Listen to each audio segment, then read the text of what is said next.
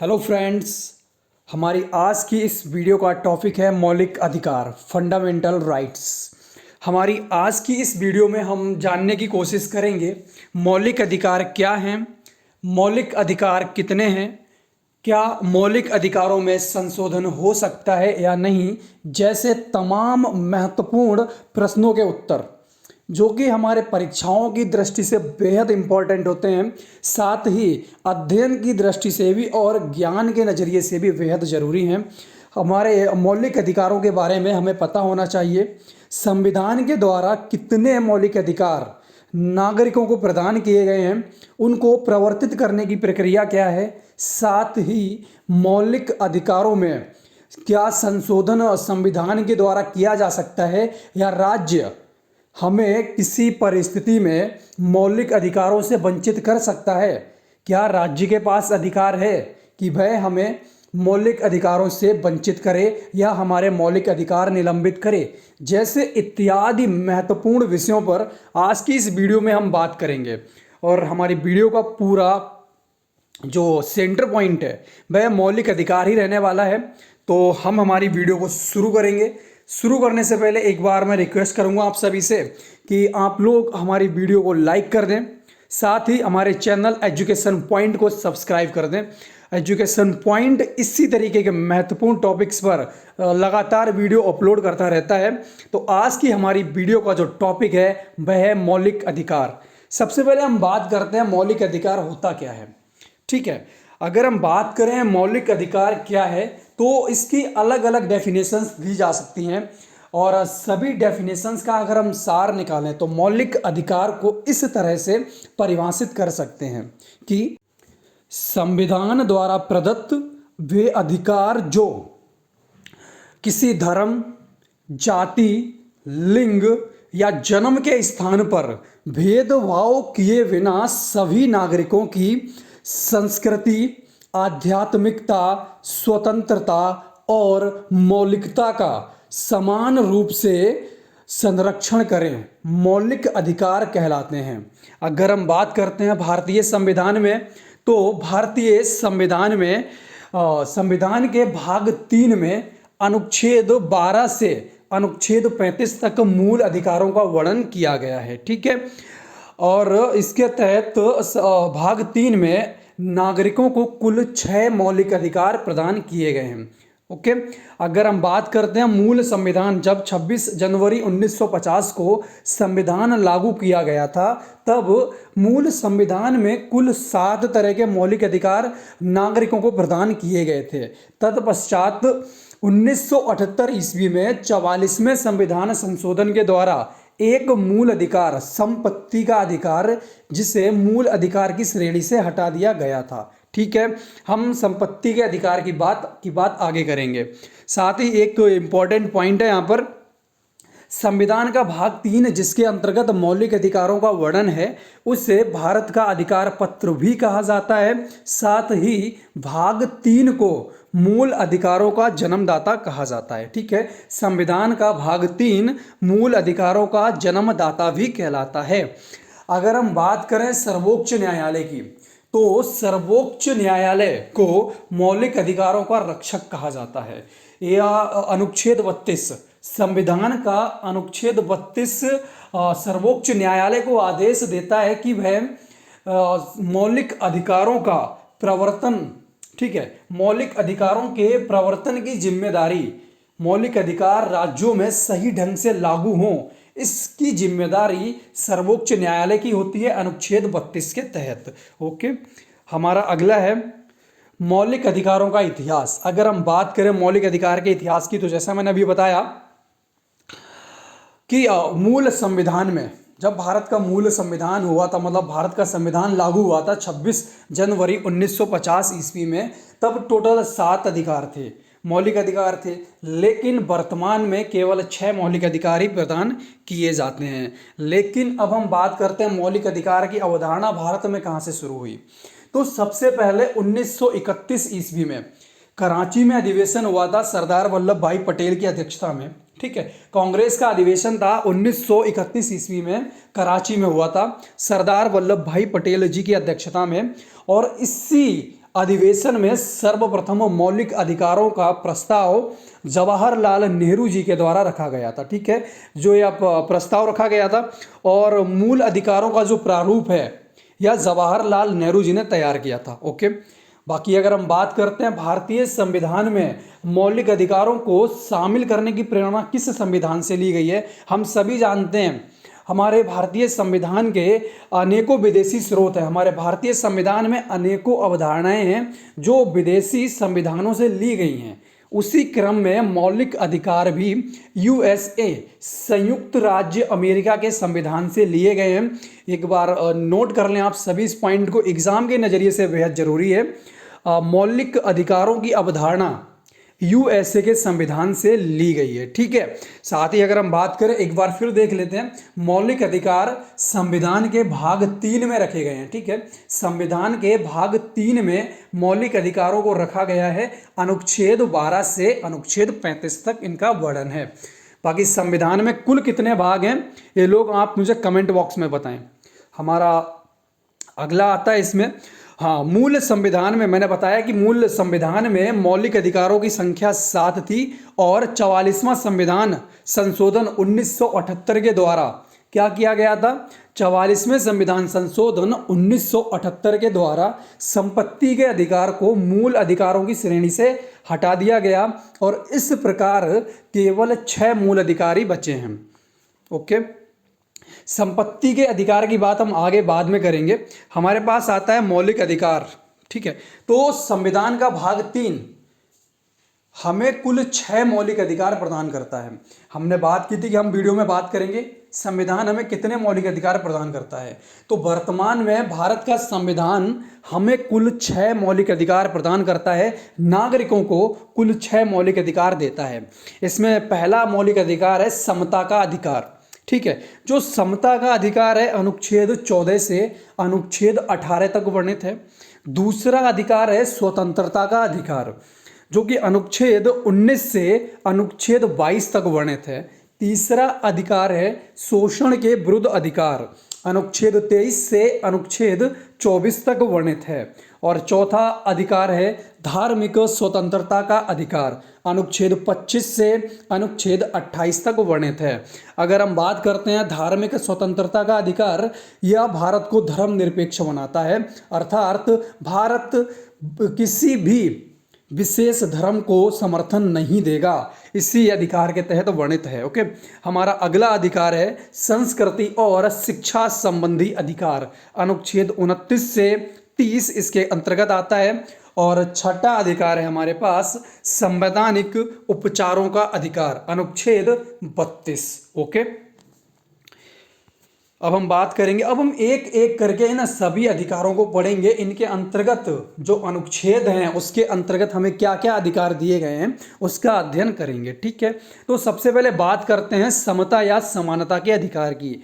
अनुच्छेद 14 से अनुच्छेद 18 तक वर्णित है। इसमें अनुच्छेद 14 ठीक है क्या करता है, विधि के समक्ष समानता का अधिकार देता है, अर्थात राज्य में सभी नागरिकों के लिए राज्य क्या करेगा, सभी नागरिकों के लिए समान कानून बनाएगा। राज्य किसी के साथ ऐसा कानून नहीं बनाएगा कि भेदभाव हो। ओके, अनुच्छेद 14 यह सुनिश्चित करता है कि राज्य में जो कानून है या जो राज्य कानून बनाएगा वह सभी पर समान रूप से लागू होता है, किसी भी भेदभाव पर या क्या करेगा, नहीं होगा। ठीक है, ये हमारा अनुच्छेद 14 निर्धारित करता है। कानून के समक्ष समानता का अधिकार अनुच्छेद 14 के अंतर्गत वर्णित है। वहीं अगर हम बात करते हैं अनुच्छेद 15, ठीक है, तो अनुच्छेद 15 भेदभाव का निषेध करता है। धर्म, नस्ल, जाति, लिंग या जन्म स्थान के आधार पर भेदभाव का जो निषेध है वह अनुच्छेद 15 के तहत आता है, अर्थात राज्य किसी भी धर्म में या नस्ल या जाति या जन्म स्थान के आधार पर या रंग इत्यादि के आधार पर भेदभाव नहीं कर सकता, यह अनुच्छेद 15 के अंतर्गत वर्णित है। ठीक है, अगर हम बात करते हैं अनुच्छेद नंबर 16, तो अनुच्छेद 16 लोक नियोजन में समान अवसर की बात करता है। ठीक है, अनुच्छेद नंबर 16 में क्या होता है, लोक नियोजन में समान अवसर की बात होती है, अर्थात एग्जाम्स हो गए, गवर्नमेंट जॉब्स होगी इत्यादि में, या फिर कॉलेजों में एडमिशन गवर्नमेंट में, ठीक है, इस तरीके के जो मेरे सरकारी उपक्रम हैं उसमें समान अवसर की बात की जाती है अनुच्छेद नंबर 16 के अंतर्गत। हालांकि इसके अपवाद मौजूद हैं, जैसे अनुसूचित जाति, अनुसूचित जनजाति और पिछड़ा वर्ग इत्यादि को जो दिया जाने वाला आरक्षण है इस मौलिक अधिकार का एक अपवाद है। ठीक है, अगर हम बात करते हैं अनुच्छेद नंबर 17 की, तो अनुच्छेद नंबर 17 अस्पृश्यता का अंत करता है। ठीक है, अनटचेबिलिटी को डिक्लाइन करता है अनुच्छेद नंबर 17, अर्थात भारत में अस्पृश्यता मौजूद नहीं होगी। चूंकि जब भारत आज़ाद हुआ था उस टाइम पर समाज में अस्पृश्यता का काफ़ी बोलबाला था। ऊंची जाति के लोग नीची जाति के लोगों के से क्या करते थे, भेदभाव करा करते थे, और उनका जो टच था उसे वह अपवित्र मानते थे। उनको छूना या उनकी छुई हुई वस्तुओं का प्रयोग करना अवैध मानते थे, वो अपवित्र मानते थे। तो इसी के लिए अनुच्छेद 17 था जिसने भारत में अस्पृश्यता का अंत किया या अस्पृश्यता को कानून विरोधी घोषित करने के लिए मौलिक अधिकार प्रदान किया। ठीक है, अनुच्छेद 17 अस्पृश्यता का अंत करता है। वहीं बात करते हैं हम अनुच्छेद नंबर 18 की, तो अनुच्छेद नंबर 18 संविधान में उपाधियों का अंत करता है। ठीक है, कोई भी उपाधि है अगर जो राज्य सरकार ने या किसी स्थानीय व्यक्ति ने दी हुई है तो उस उपाधि का अंत अनुच्छेद 18 के अंतर्गत होता है। साथ ही अगर कोई व्यक्ति कोई विदेशी देश, कोई विदेश से अगर मतलब कोई बाहरी देश अगर उसे उपाधि देना चाहता है तो उपाधि ग्रहण करने से पहले भारत का नागरिक इस अनुच्छेद के तहत राष्ट्रपति से क्या आज्ञा लेगा। ठीक है, उसके बाद ही उस उपाधि को धारण कर सकेगा। वहीं अगर हम बात करते हैं अनुच्छेद 18 की, तो एक मोस्ट इंपॉर्टेंट पॉइंट निकल के आता है, वो है कि भारत रत्न, पद्म पुरस्कार और जो सेना के वीरता पुरस्कार होते हैं वह सभी अनुच्छेद 18 के तहत दिए जाते हैं। मोस्ट इंपॉर्टेंट पॉइंट है, नोट करें, एग्जाम्स में पूछे जाने के बहुत चांस हैं। ठीक है, भारत रत्न, पद्म पुरस्कार टोटल 3 होते हैं, पद्म भूषण, पद्म विभूषण और पद्म श्री। साथ ही सेना के वीरता पुरस्कार जैसे अशोक चक्र, महावीर चक्र, वीरता चक्र इत्यादि। ठीक है, जो ये पुरस्कार होते हैं अनुच्छेद 18 के तहत ही दिए जाते हैं। ओके, अब हम बात करेंगे हमारा दूसरे मौलिक अधिकार की, जो कि है स्वतंत्रता का अधिकार। स्वतंत्रता का अधिकार अनुच्छेद 19 से अनुच्छेद 22 तक वर्णित है। ओके, अनुच्छेद 19 से अनुच्छेद 22 तक स्वतंत्रता का अधिकार वर्णित है। सबसे पहले बात करते हैं अनुच्छेद 19 की। अनुच्छेद 19 भारत के नागरिकों को 6 प्रकार की स्वतंत्रता प्रदान करता है। ठीक है, यहाँ पर एक बार फिर वही पॉइंट आता है, भारत का जो मूल संविधान था उसमें अनुच्छेद 19 के तहत, नोट करें, अनुच्छेद 19 के तहत भी 7 तरह की स्वतंत्रता प्रदान की गई थी। लेकिन 44वें संविधान संशोधन में जो संपत्ति का, ठीक है, संपत्ति के संबंध में जो स्वतंत्रता थी उसे निलंबित कर दिया गया, उसे संशोधित करके एक कानूनी अधिकार बना दिया गया, मूल अधिकारों की श्रेणी से हटा दिया गया। तो वर्तमान में अगर हम बात करते हैं, वर्तमान परिवेश में आए तो कुल 6 तरह की स्वतंत्रता अनुच्छेद 19 के तहत भारत के नागरिकों को दी जाती है। इसमें पहली है 19A, जिसके तहत बोलने की स्वतंत्रता दी जाती है। साथ ही एक मोस्ट इंपॉर्टेंट पॉइंट एग्जाम के नजरिए से, प्रेस की स्वतंत्रता भी अनुच्छेद 19A के तहत वर्णित है। वहीं बात करते हैं दूसरा 19V की, तो 19V के तहत शांतिपूर्वक बिना हथियारों के एकत्रित होने की व सभा करने का अधिकार इसके तहत दिया जाता है। ओके, हम बात करें अगर तीसरा 19C की, तो अनुच्छेद 19C संघ बनाने की स्वतंत्रता देता है। ठीक है, आप भारत में किसी भी तरीके का संघ बना सकते हैं, ऑर्गेनाइजेशन बना सकते हैं, उसकी स्वतंत्रता 19C के तहत वर्णित है। बट कंडीशन है कि वह देश विरोधी नहीं होना चाहिए। ठीक है, आप सरकार की नीतियों का विरोध कर सकते हैं लेकिन देश विरोधी संघ नहीं होना चाहिए। चौथा है हमारा 19D, ठीक है, जो कि देश के किसी भी क्षेत्र में आवागमन की स्वतंत्रता देता है। आप भारत देश के अंदर, चूंकि भारत में एक ही नागरिकता है, तो आप भारत में भारतीय संघ के अंतर्गत आने वाले किसी भी राज्य में स्वतंत्रता पूर्वक आ जा सकते हैं। ठीक है भाई। अगर हम बात करते हैं 19 की, तो वह देश के किसी भी क्षेत्र में निवास करने और बसने की स्वतंत्रता देता है। ठीक है, 19 देश के किसी भी क्षेत्र में निवास करने, बसने, शिक्षा संबंधी स्वतंत्रता देता है। हालांकि अनुच्छेद 370 इसका अपवाद हुआ करता था जब जम्मू कश्मीर के अंतर्गत, जम्मू कश्मीर में बाहरी राज्यों के व्यक्ति निवास नहीं कर सकते थे परमानेंटली, वहाँ पर ज़मीन खरीद कर नहीं रह सकते थे, वहाँ उन्हें शिक्षा का अधिकार नहीं था।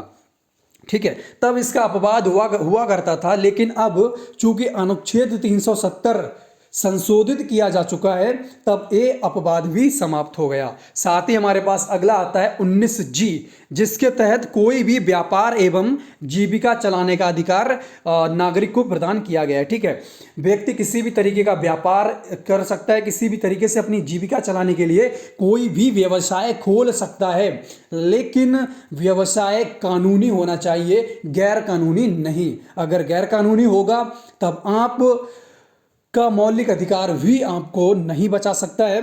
और आप समझते हैं गैर कानूनी व्यवसाय क्या क्या होते हैं, आप अच्छे से समझते हैं। तो इस तरीके का अधिकार नहीं होना चाहिए, गैर कानूनी व्यवसाय नहीं होना चाहिए। आप कानून के अंतर्गत आने वाले किसी भी व्यवसाय के तहत अपना कोई सा भी व्यवसाय खोल सकते हैं और अपनी जीविका चला सकते हैं। तो ये 6 तरीके की स्वतंत्रता प्रदान की गई है अनुच्छेद 19 के तहत। इसी में अनुच्छेद 19F एक हुआ करता था पहले। ठीक है, अनुच्छेद 19F हुआ करता था, जिसके तहत संपत्ति के अधिकार की स्वतंत्रता थी। ठीक है, संपत्ति की स्वतंत्रता हुआ करती थी, लेकिन अब उसे मूल अधिकारों की श्रेणी से हटा दिया गया है। ओके, हमारा अगला आता है अनुच्छेद 20। अनुच्छेद 20 अपराधों के लिए दोष सिद्धि के संबंध में संरक्षण है। ठीक है, जो अनुच्छेद 20 है वह अपराधों के लिए दोष सिद्धि के संबंध में संरक्षण प्रदान करता है।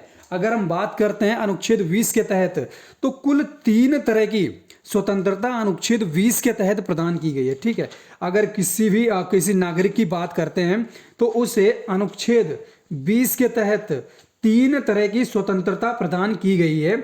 उसमें एक आती है कि किसी भी व्यक्ति को एक अपराध के लिए सिर्फ एक बार सजा मिलेगी। ठीक है, कोई भी नागरिक है, वो कोई अपराध करता है तो उसे एक अपराध के लिए सिर्फ एक बार ही सजा मिलेगी। ठीक है, दूसरी स्वतंत्रता जो प्राप्त होती है वह यह है कि अपराध करते समय जो कानून लागू था उसी कानून के तहत उसे सजा दी जाएगी, किसी नए या संशोधित कानून के तहत सजा नहीं दी जाएगी। ठीक है, और तीसरा है किसी भी व्यक्ति को स्वयं के विरुद्ध न्यायालय में गवाही देने के लिए बाध्य नहीं किया जाएगा। ठीक है, किसी भी व्यक्ति को न्यायालय में खुद के विरुद्ध गवाही देने के लिए आप बाध्य नहीं कर सकते। ये 3 तरह की स्वतंत्रता का वर्णन अनुच्छेद 20 के तहत किया गया है। ओके, अगर हम बात करते हैं अनुच्छेद 21 की, तो अनुच्छेद 21 प्राण एवं दैहिक स्वतंत्रता का संरक्षण दिखाता है। ठीक है, अनुच्छेद 21 के तहत प्राण एवं दैहिक स्वतंत्रता का संरक्षण वर्णित है। ओके, और अनुच्छेद 21 क, ये जो अनुच्छेद 21 क है 86वें संविधान संशोधन के द्वारा 2002 में जोड़ा गया था, और इसमें वर्णित है कि 14 साल की आयु के जो भी बच्चे हैं, ठीक है, 14 साल तक की आयु के बच्चों को राज्य जैसा सही समझे या जैसा राज्य की विधि में है, राज्य क्या करेगा, और उनके लिए अनिवार्य और निःशुल्क शिक्षा उपलब्ध कराएगा। ऐसा आदेश अनुच्छेद 21 क राज्य को देता है। ये भी एक मौलिक अधिकार की श्रेणी में आता है। ठीक है भाई, अगर हम बात करते हैं अनुच्छेद नंबर 22 की, तो अनुच्छेद 22 कुछ दशाओं में गिरफ्तारी और निरोध में संरक्षण देता है। ठीक है, गिरफ्तारी और निरोध में संरक्षण अनुच्छेद 22 के तहत दिया जाता है। अगर हम बात करें इसमें अनुच्छेद 22 में, तो इसके अंतर्गत भी 3 प्रकार की स्वतंत्रता प्रदान की गई है। ठीक है, अनुच्छेद 22 के अंतर्गत भी 3 प्रकार की स्वतंत्रता प्रदान की गई है। इसमें पहली स्वतंत्रता आती है इसमें क्या होगा, अगर कोई व्यक्ति हिरासत में लिया जाता है, मान लीजिए आपको किसी वजह से बंदी बनाया जाता है, तो आपको हिरासत में लेने का कारण बताना होगा। जो भी अधिकारी आपको हिरासत में लेगा उसे हिरासत में लेने का कारण बताना होगा। ठीक है, दूसरा आता है 24 घंटे के अंदर आपको दंड अधिकारी या मजिस्ट्रेट के सामने पेश किया जाएगा और तीसरी स्वतंत्रता आपको यह प्रदान की जाती है अनुच्छेद 22 के तहत कि आप अपने पसंद के वकील से सलाह मशवरा कर सकते हैं, परामर्श कर सकते हैं। ठीक है, तो इस तरीके के कुल 3 स्वतंत्रता अनुच्छेद 22 के अंतर्गत वर्णित है। अब यहाँ पर एक नोट है, मोस्ट इंपॉर्टेंट पॉइंट बताने जा रहा हूँ, नोट करें। राष्ट्रीय आपात, ठीक है, भारत में जो आपात उपबंध है अनुच्छेद 18 के संविधान के भाग 18 में वर्णित है, अनुच्छेद 352 से 360 के बीच में। और इसमें जो राष्ट्रीय आपात होता है अनुच्छेद 352 के तहत लगता है। ठीक है, अब अगर अनुच्छेद 52 के 352 के तहत बाह्य आक्रमण या युद्ध की आशंका पर राष्ट्रीय आपात घोषित किया जाता है, तब ऐसी कंडीशन में सभी मौलिक अधिकार निलंबित हो जाते हैं, केवल अनुच्छेद 20 और 21 को छोड़कर। हालांकि इसकी प्रक्रिया अलग है।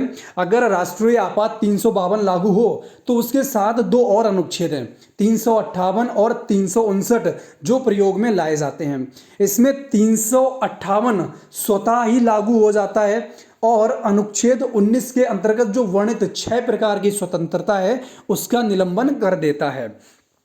वहीं अनुच्छेद 359 नोट करते हैं, बहुत इंपॉर्टेंट पॉइंट है, हालांकि टॉपिक से अलग हैं लेकिन इसी के रिलेटेड हैं। अगर अनुच्छेद 359 की बात करें तो अनुच्छेद 359 राष्ट्रपति को आदेश देता है या राष्ट्रपति को शक्ति देता है कि वह अपनी मर्जी से जिन्हें वह उपयुक्त समझे उन मौलिक अधिकारों का निलंबन करेगा। ठीक है, लेकिन अनुच्छेद 358 और 359 या यूं कहें कि राष्ट्रीय आपात 352 के घोषित होने के बाद भी अनुच्छेद 20 और 21 के तहत दिए जाने वाले मौलिक अधिकार निलंबित नहीं होते। ठीक है, आपके लिए अपराधों के लिए दोष सिद्धि के संबंध में संरक्षण और प्राण एवं दैहिक स्वतंत्रता का जो संरक्षण है ये राष्ट्रीय आपात घोषित होने पर भी लागू रहता है। ये मौलिक अधिकार निलंबित नहीं किए जा सकते राष्ट्रीय आपात की भी कंडीशन में। ठीक है, मोस्ट इंपॉर्टेंट पॉइंट थे। अब हम बात करते हैं अगले अधिकार की। हमारा अगला अधिकार है शोषण के विरुद्ध अधिकार, अनुच्छेद 23 से अनुच्छेद 24 के बीच में वर्णित है। ठीक है, शोषण के विरुद्ध अधिकार में 2 हमारे मौलिक अधिकार आते हैं, 2 अनुच्छेद आते हैं, 23 और 24। इसमें अनुच्छेद 23 मानवों के दुर्व्यापार और जबरन श्रम को निषेध करता है। ठीक है, आप किसी से जबरदस्ती कार्य नहीं करवा सकते या कोई आपसे जबरदस्ती कार्य करता है तो आप उसका विरोध कर सकते हैं अनुच्छेद 23 के तहत। साथ ही अगर हमारा अनुच्छेद 24 की बात करें तो ये हमारा 14 वर्ष से कम आयु के बच्चे, ठीक है, जो भी हमारे 14 वर्ष से कम आयु के बच्चे हैं, आप उसको कारखानों में, मिलों में इत्यादि में जहां पर भी जोखिम भरे कार्य हों वहां पर आप उन्हें नियोजित नहीं कर सकते, काम पर नहीं लगा सकते। ये अनुच्छेद 24 के तहत इसका प्रावधान किया गया है। ठीक है, हम बात करते हैं हमारे अगले मौलिक अधिकार की, तो वह है धार्मिक स्वतंत्रता का अधिकार। धार्मिक स्वतंत्रता का अधिकार संविधान में अनुच्छेद 25 से अनुच्छेद 28 के मध्य वर्णित है। ठीक है, इसमें अनुच्छेद 25 नागरिक को किसी भी धर्म को मानने के लिए और उसके आचरण की और उसके प्रचार की स्वतंत्रता देता है। ठीक है, वहीं अनुच्छेद 26 की बात करें तो वह धार्मिक कार्यों के प्रबंध की स्वतंत्रता देता है। कोई नागरिक है, किसी विशेष धर्म का सबसे संबंधित है तो वह अपने धर्म का प्रचार कर सकता है अनुच्छेद 25 के तहत, और उसके धार्मिक कार्यों के प्रबंध कर सकता है अनुच्छेद 26 के तहत। वहीं अनुच्छेद 27 की बात करें तो अनुच्छेद 27 राज्य को क्या करता है, उस व्यक्ति से कर ना लेने के लिए बाध्य करता है या आदेश देता है राज्य को कि वह एक ऐसे व्यक्ति से कर नहीं ले सकता जिसकी आय धर्म अथवा धार्मिक संप्रदाय या किसी विशेष धर्म की उन्नति में पोषित हो। ठीक है, या उसमें खर्च करने के लिए वह उसकी आय अगर है तो राज्य उसे कर देने के लिए बाध्य नहीं करेगा। वहीं अनुच्छेद 28 यह कहता है, अनुच्छेद 28 वो कहता है कि राज्य विधि से पूर्णतः पोषित किसी भी विद्यालय में धार्मिक शिक्षा नहीं दी जाएगी। ठीक है, अगर कोई भी हमारा ऐसा विद्यालय है जो राज्य विधि से पूरी तरह से पोषित है तो उसमें किसी भी तरीके की धार्मिक शिक्षा नहीं दी जा सकती है, या अनुच्छेद 28 के तहत वर्णित है। ना ही विद्यार्थियों को कोई जबरन कोई धर्मोपदेश या किसी विशेष धर्म से संबंधित उपदेश आप सुनवा सकते हैं, ये भी अनुच्छेद 28 के तहत वर्णित है, एक मौलिक अधिकार है। इस तरह के अधिकार हमें पता होने चाहिए, ठीक है। हमारा अगला अधिकार है संस्कृति एवं शिक्षा संबंधी अधिकार। संस्कृति एवं शिक्षा संबंधी अधिकार अनुच्छेद 29 से अनुच्छेद 30 इसमें वर्णित है। अगर हम बात करते हैं अनुच्छेद 29 की, तो यह अल्पसंख्यक वर्गों के हितों का संरक्षण करता है, अर्थात राज्य उसके अल्पसंख्यक जो वर्ग हैं उनको समान अवसर प्रदान करेगा हर तरफ से, ठीक है। उन्हें उनके साथ किसी भी तरीके का भेदभाव नहीं करेगा राज्य। अल्पसंख्यक वर्गों के साथ राज्य किसी भी तरह का भेदभाव नहीं कर सकता है, किसी भी तरह का, ठीक है। ये हमारा अनुच्छेद 29 के तहत वर्णित है। वहीं अगर हम बात करते हैं अनुच्छेद 30 की, तो यह शिक्षा संस्थाओं की स्थापना और प्रशासन करने का अल्पसंख्यक वर्गों को अधिकार देता है, ठीक है। जो भी भारतीय समाज में या भारत के अंतर्गत अल्पसंख्यक वर्ग आते हैं वह शिक्षा संस्थाओं की स्थापना करेंगे और प्रशासन कर सकते हैं। ऐसा अधिकार अनुच्छेद 30 के तहत उन्हें दिया गया है और राज्य उन्हें किसी भी तरीके का अनुदान देने में भी भेदभाव नहीं कर सकता, इसी के तहत वर्णित है, ओके। हमारा अगला अधिकार है संवैधानिक उपचारों का अधिकार, अनुच्छेद 32, ठीक है। अभी यहाँ पर आपने नोट किया, यहाँ पर अनुच्छेद 31 नहीं है, ठीक है।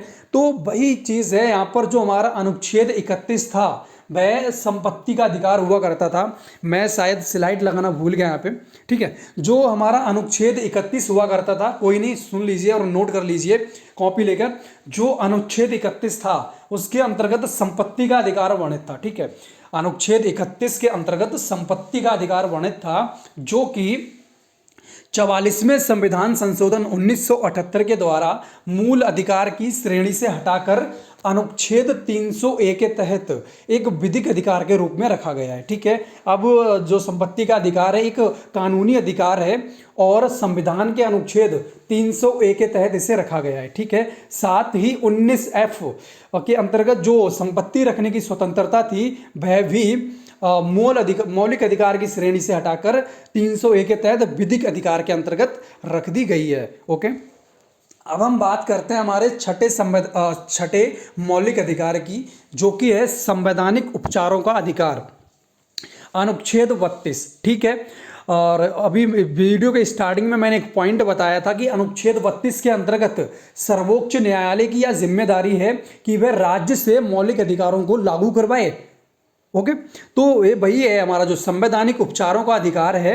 ये क्या करता है, सर्वोच्च न्यायालय को आदेश देता है या उससे जिम्मेदारी देता है कि राज्य में मौलिक अधिकार लागू हों, ठीक है। अगर हम बात करते हैं इस अधिकार की, तो डॉक्टर भीमराव अंबेडकर ने, ठीक है, संवैधानिक उपचारों का जो अधिकार है इससे संविधान की आत्मा कहा है, ठीक है। संविधान की आत्मा डॉक्टर भीमराव अंबेडकर ने कहा है संवैधानिक उपचारों के अधिकार को, ठीक है।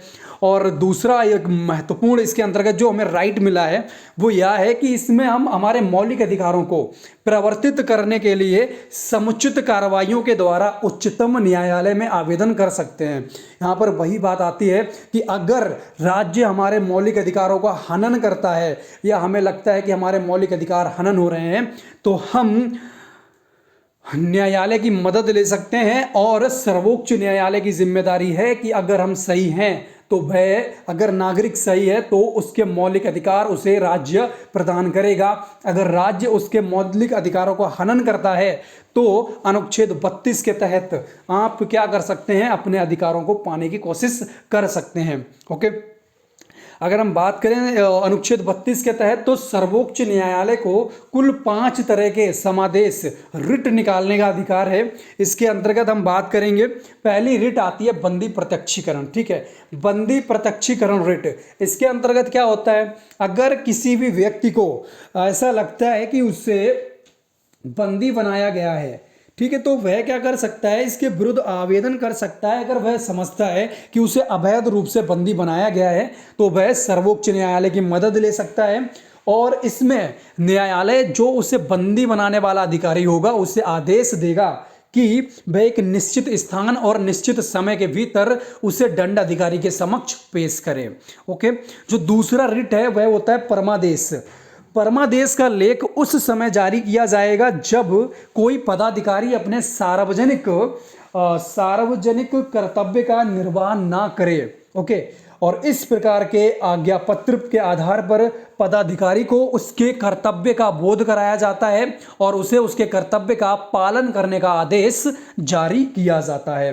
भाई अगर हम बात करते हैं तीसरे रिट की, जो कि है प्रतिषेध लेख, तो जो प्रतिषेध लेख है यह आज्ञा पत्र सर्वोच्च न्यायालय, उच्च न्यायालय द्वारा, ठीक है, या निम्न न्यायालय व अर्ध न्यायिक न्यायाधिकरण को जारी करता है और आदेश देता है कि इस मामले को अपने यहाँ कार्यवाही ना करे, क्योंकि यह मामला उनके अधिकार क्षेत्र से बाहर का है। ठीक है, अगर तो हमारा जो तीसरा लेख है प्रतिषेध लेख, यह सर्वोच्च न्यायालय के द्वारा निम्न न्यायालयों को जारी किया जाता है, यह आदेश करते हुए कि वह मामला उनके अधिकार क्षेत्र से बाहर है, अतः वह इस मामले की कार्यवाही अपने यहाँ ना करें। ठीक है, अगर हम बात करते हैं चौथे रिट की, जो कि उत्प्रेषण है, उत्प्रेषण के अंतर्गत अधीनस्थ न्यायालयों को यह निर्देश दिया जाता है कि वे अपने पास लंबित मुकदमों को न्याय निर्णयन के लिए सर्वोच्च न्यायालय के पास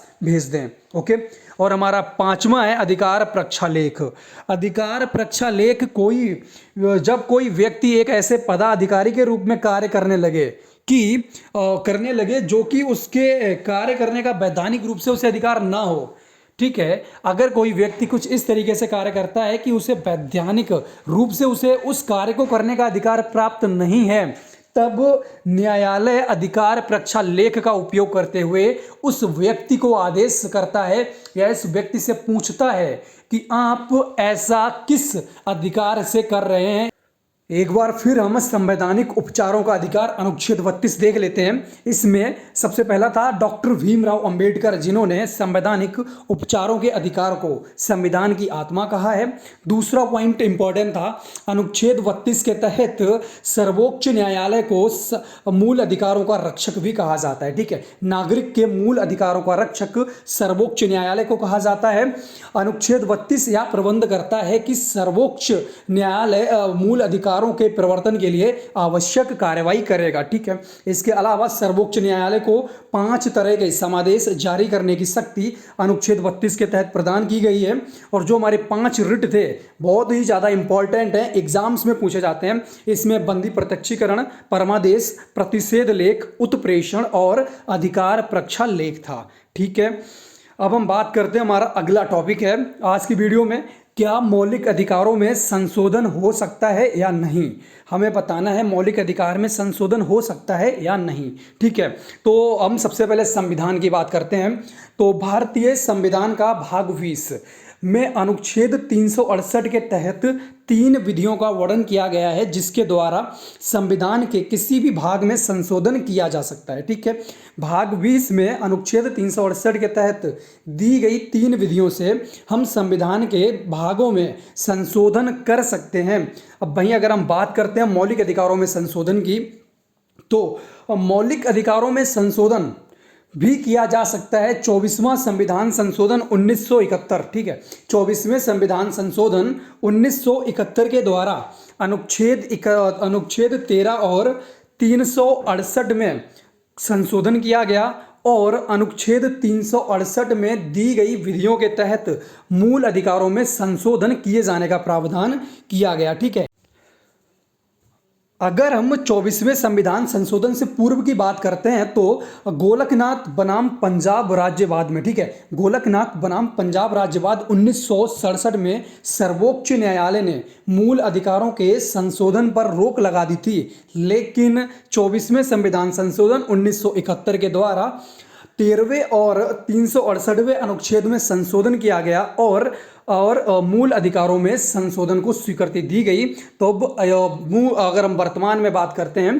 तो मूल अधिकारों में भी संशोधन किया जा सकता है। ओके, इसके अलावा यहाँ पर एक इम्पॉर्टेंट पॉइंट और आता है कि क्या राज्य हमारे मौलिक अधिकारों का निलंबन कर सकता है? तो इसका उत्तर है राज्य हमारे मौलिक अधिकारों का निलंबन नहीं कर सकता है, हनन नहीं कर सकता है, केवल राष्ट्रीय आपात की अवस्था को छोड़कर। अगर राष्ट्रीय आपात देश में अनुच्छेद 352 के तहत लागू होता है तब अनुच्छेद 358 के द्वारा अनुच्छेद 19 के अंतर्गत दी गई सभी स्वतंत्रताएं और अनुच्छेद 359 के द्वारा राष्ट्रपति जिन मौलिक अधिकारों का निलंबन करना चाहता है या जो उसे जरूरी लगता है मौलिक अधिकारों का निलंबन, वे मौलिक अधिकार अनुच्छेद 359 के तहत निलंबित किए जाएंगे। इसके अलावा अगर हमारे मौलिक अधिकारों का हनन होता है, नागरिक के मौलिक अधिकारों का हनन होता है, तो वह न्यायालय की शरण ले सकता है, क्योंकि मौलिक अधिकार कानूनी अधिकार होते हैं। ठीक है, तो हमारी ये वीडियो यहीं पर समाप्त होती है। साथ ही आपको मौलिक अधिकारों के संबंध में हमारा विश्लेषण कैसा लगा हमें कमेंट बॉक्स में ज़रूर बताएं, और इसके साथ ही हमारी वीडियो को लाइक करें और शेयर करें। साथ ही हमारे चैनल एजुकेशन पॉइंट को सब्सक्राइब करें। एजुकेशन पॉइंट लगातार इसी तरह की महत्वपूर्ण प्रश्नों की महत्वपूर्ण टॉपिकों का विश्लेषण आपके लिए लाता रहेगा। जल्दी मिलेंगे किसी अन्य टॉपिक के साथ, उसमें भी हम इसी तरीके से पूरा विश्लेषण करेंगे। तो उसके लिए आप एक बार चैनल को सब्सक्राइब कर दें और साथ ही नोटिफिकेशन बेल को दबा दें, ताकि जब भी हम कोई नई वीडियो अपलोड करें तो उसका नोटिफिकेशन आप तक पहुंच जाए। धन्यवाद।